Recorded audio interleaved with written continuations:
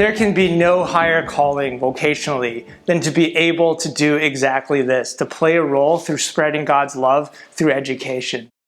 You know, when I look back just on the span of my life, and it's kind of crazy to think that, you know, God is calling a kid who was born halfway across the world in Harbin, China, to become, you know, the Veritas's next head of school. And that's so surprising on so many levels.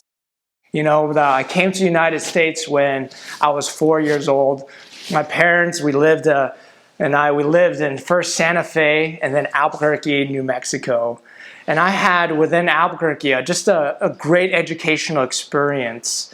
But I didn't have the privilege of attending a Christian school.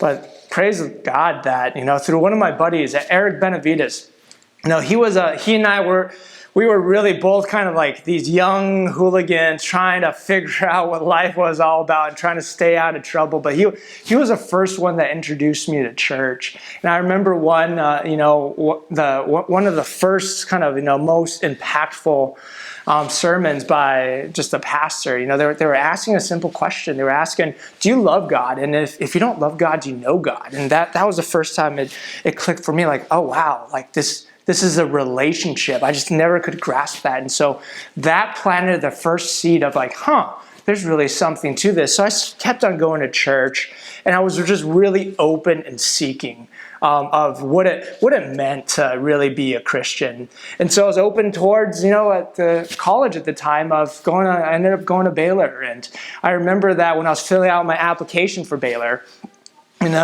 I'm looking up, Google wasn't as prevalent at the time, so I think it was a Yahoo search engine. Like, what is a Baptist? I'm like, oh, okay, this is what a Baptist is.